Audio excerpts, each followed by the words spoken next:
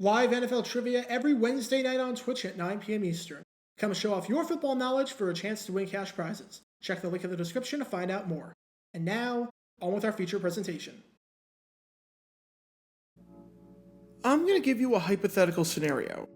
Suppose you're a small business owner, so you don't necessarily have a ton of resources available at your disposal. All of a sudden, a man comes up to you and says, "Hey, I want to place an order for 100 cakes, and I need them ready for tomorrow." Now, keep in mind that you've never made an order for anywhere even remotely close to that large before. You have no experience in delivering on an order that large. Plus, it's not like circumstances are on your side. Your tools are incredibly shoddy, the one person who helped you make these cakes quit for other employment, so you're now on your own and trying to find a replacement, and you're also in a bit of a battle with the landlord, so that's taken up some of your time, resources, and energy that you could be spending on creating these cakes. However, with no experience whatsoever, you say, "I'll tell you what, I can make you 150 cakes." You increase the promised output by 50%, even though the man only asked for 100, and even though you've never even done this before. And unsurprisingly, when the man asks if he could pick up his cakes and his order, you don't even have anywhere close to the 100 originally promised. Something like that seems really stupid, right? Why would anyone be dumb enough to do something like this and cost his business a ton of money and reputation in the process that they didn't need, and that was entirely self-inflicted? Well, I bring this hypothetical scenario up because in 1981, the Wisconsin football team did just that, with one of the dumbest business decisions in program history. Because in 1981, Wisconsin decided to order a bunch of extra tickets for a bowl game at will, knowing that if they couldn't sell the tickets, they'd be on the hook for thousands upon thousands of dollars. And the end result? Unsurprisingly, this backfired in rather spectacular fashion. And this is the story behind what might just be the dumbest business decision in Wisconsin football history.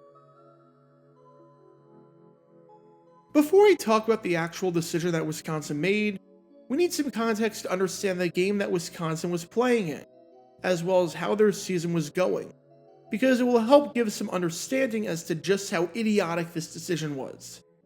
Wisconsin football had been on somewhat hard times throughout the past 2 decades. They had never won a bowl game before. They had never made it to a bowl game since 1962, when they made it to the Rose Bowl. They had a losing record in 5 of the last 6 seasons, and they were coming off of a somewhat disappointing 1980 campaign where they went just 4-7, and where, in the 4 games against ranked opponents that they played, they went 0-4, scored just 6 points, and were shut out 3 times. Safe to say, I'm not sure how many people exactly had high hopes for the program, which was pretty much near the bottom of the Big Ten, or at the very least, the lower half of the conference, on an annual basis. But the 1981 season was, well, it was different. Because on opening day, after this game right here against the number 1 ranked Michigan team, where they absolutely stunned the Wolverines to win 21-14, in one of the biggest wins and upsets in program history, everything changed. Wisconsin went 6-3 in conference play. This marked the first time since 1974 that they had a winning record in the Big Ten, and marked the first time since all the way back in 1962 that they won 6 games in conference play. At multiple points throughout the season, they were ranked inside the AP Top 20, and they ended the regular season with a 7-4 overall record, which equaled the 1974 team for the most wins they had in a season since their Rose Bowl appearance back in 1962. And when you combine everything, from a great record to multiple wins against ranked opponents to finishing in the top half of one of the best conferences in college football, it was official after their 26-21 win against Minnesota in their final game. For the first time in nearly 20 years, the Badgers were going bowling. They were going to head up to the Northeast, and were going to face the bright lights of New York City, or should I guess, East Rutherford, New Jersey, as they were going to take on the Tennessee Volunteers in the 4th annual Garden State Bowl. And how all the bowls worked was like this. Each school would be allocated a certain number of tickets to them by the bowl game. If the school could not sell those tickets, then they would have to reimburse the bowl for whatever the tickets cost at face value. As an example, suppose a bowl said that you had to sell 3,000 tickets. If you only sell 2,000 of the tickets allocated to you, then you have to reimburse the bowl for the other 1,000 tickets that you didn't sell. Now the catch with this is that you could always ask for more tickets if you so desire, especially if it comes down to a bowl game that doesn't usually sell out or draw great crowds. If you're playing a bowl in Miami, for example, and you get offered 3,000 tickets, but you want 5,000 tickets because you have a strong alumni base down in Miami, and because you conducted research and found that students and locals will be willing to travel down to Miami for a game, the bowl is usually not going to stop you and say no. And for the 1981 Garden State Bowl at Giants Stadium, Wisconsin was offered 5,000 tickets. Now, throughout all of this, you're watching highlights of the game, which should give you a pretty good idea of how this game went for the Badgers. And based on literally everything that we knew, and all the data in front of us, 5,000 tickets was a lot for Wisconsin to sell for this game, to the point where that might have even been a stretch. There are a variety of reasons for this, with some being bigger than others. Number one, I'm not sure anyone really expected Wisconsin, after not playing in a bowl game in 2 decades and rarely having a winning record over the last generation, to be here. And when you're dealing with games played in December during the holiday season at a neutral site, lots of fans make plans under that assumption that their team won't be in the bowl game, and they won't travel. If someone asks you before the start of the season if you want to get tickets to see a Broadway show on the Saturday of the college football semifinal, are you more likely to accept the offer if you're a fan of a school like Maryland or Toledo, or if you're a fan of a school like Alabama? Exactly. Now, if the game was local or was somewhere within driving distance, this wouldn't be a huge deal. But New York? Non-stop, with no traffic. To get from Madison to New York City is a 15-hour drive. And obviously, flight prices around the holiday season are jacked up. In other words, it is a huge commitment. Number two, there's the obvious prestige factor in that we're talking about the Garden State Bowl here. We're not talking about a top bowl game like the Rose Bowl. We're talking about a game on extremely thin ice. A game that has repeatedly drawn poor crowds and has struggled with getting people to fill the seats. A game that has not gotten any coverage traditionally outside of the Ms. Lou television network. A game that is usually not played in great weather conditions, as playing in an open-air stadium in December in New Jersey is not exactly ideal weather by any means, and a game that is played super early in the bowl season, well before most people even start to think about bowls. I mean, for crying out loud, this game was taking place on a Sunday afternoon during the NFL season. That should tell you everything about how seriously you should be taking the Garden State Bowl. Dishing out hundreds, and maybe even thousands of dollars to go to a prestigious bowl game is one thing. But the freaking Garden State Bowl? Yeah, good luck with that. And I could go on and on about the reasons why this was always going to be tough. But the last one I'll mention is number 3, which is perhaps the biggest reason of them all. The game was being played on December 13th, 1981. You want to know what else was taking place on that day? Final exams. That's right. Now, I don't know what kind of messed up school does final exams on a Sunday, but that day was the first day of final exam week. And there weren't just 1 or 2 exams scheduled for that day. There were 385 exams, which impacted 18,000 students. In other words, even if your student body wanted to go to the game and have a weekend in New York, they couldn't. Now, Irving Shane, the chancellor of the school, said that any students going to the game could, so long as they made special arrangements, and they asked faculty members to be accommodating of that. As Shane said, I would ask that this role of the students be recognized, and that you assist them in making appropriate arrangements, allowing their attendance at the bowl game as representatives of the university. However, that didn't mean that the professors necessarily had to be accommodating of that, and doesn't take away from the fact that the students still have to study for these exams.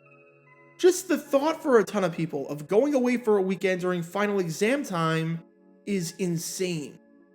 So just to recap, you've got a game taking place in cold weather, relatively far away. A game that is not even the slightest bit prestigious, and practically your entire student body starts final exams at the same day as the game. So unless they went through the process of trying to get an accommodation and hoping for the best, they wouldn't even be able to go to the game if they wanted to. And with all those factors, Wisconsin had to find a way to sell 5,000 tickets. Even though just about every non-Northeast school to ever play in this game throughout its short history has had trouble with that allotment. So what did Wisconsin officials decide to do? In an absolutely genius move, they told the Garden State Bowl officials, "We can do 5,000 easily. Give us 7,500. Despite the fact that our student body can't go, despite the fact that most of our fans can't go, and despite the fact that none of us know how to sell tickets for a bowl game, seeing as we haven't had to do this in 2 decades and have never had to do this anywhere besides Pasadena, where the game sells itself. Give us 150% of what you say we need to do." Whatever market research they did was either done in crayon or was non-existent, because no one in their right mind outside the people in charge of tickets at Wisconsin, for some reason, thought this was a good idea. That raises the ultimate question.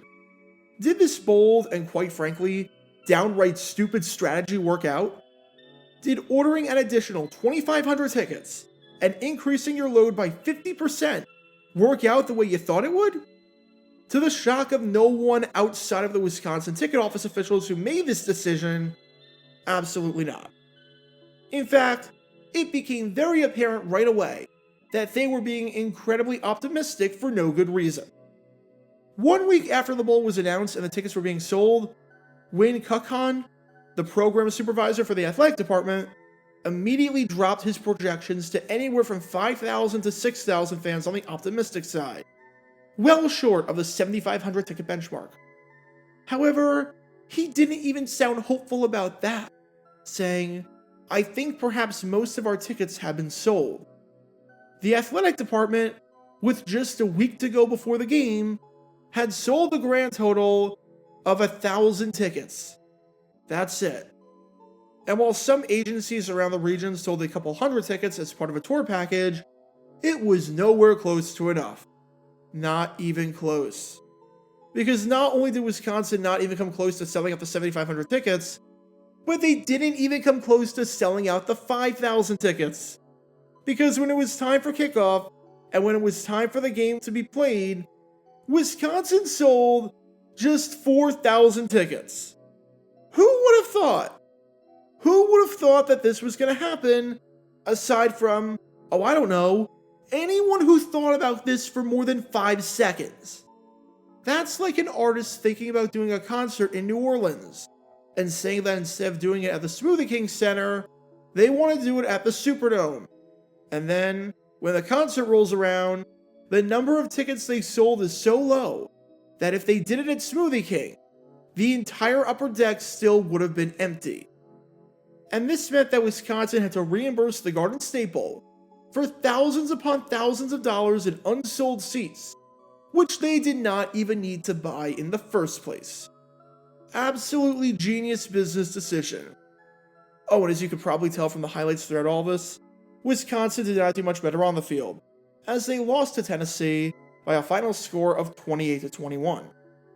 This story about Wisconsin football is a prime example of everything not to do when running a business.